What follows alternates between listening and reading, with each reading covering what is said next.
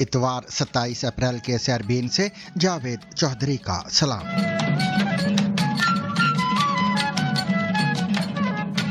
ईरानी वजीर खारजा अब्बास अरागची रूस पहुंच गए। कहा पाकिस्तान ने ईरान और अमेरिका के दरमियान मुज़ाकरात में बतौर सालिस अहम किरदार अदा किया।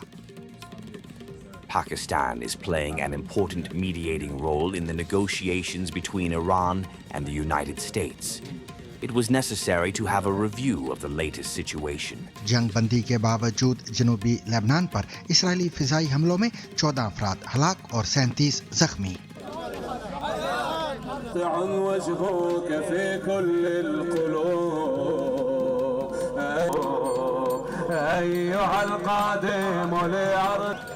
इसराइली वजीर आज़म के खिलाफ 3 मुकदमात की समाअत 6 हफ्ते की ताखीर के बाद एक मरतबा फिर मुलतवी। माली के वजीर दिफा अलहदगी पसंदों के हमले में हलाक। Où il a malheureusement succombé. En outre, ayant entraîné la mort de certains fidèles qui étaient à l'intérieur. सुनिए बकरी चोरी का एक ऐसा वाकया जो 48 हलाकतों का बाइस बना। जानिए पानीपत के मैदान के बारे में जो हिंदुस्तान पर हुक्मरानी के लिए अहम तरीन जंगों का मरकज रहा।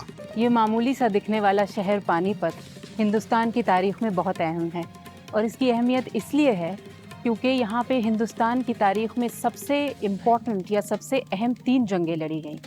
8 लाख रुपए का एक रन। जानिए PSL की नीलामी में करोड़ों रुपए में फरोख्त होने वाले क्रिकेटर्स की कारकर्दगी कैसी रही।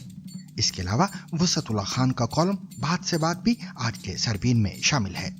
भला जो राष्ट्रपति अपनी ही डायरेक्टर नेशनल इंटेलिजेंस तुलसी गैबार्ड को ये कह के नकार दे कि इसे क्या पता कि ईरान बम बना रहा है कि नहीं, तो हम तुम क्या बेचते हैं। इसके अलावा मजीद खबरें भी आज के सरबीन में शामिल रहेंगी, मगर हमेशा की तरह पहले अहम आलमी खबरों का खुलासा।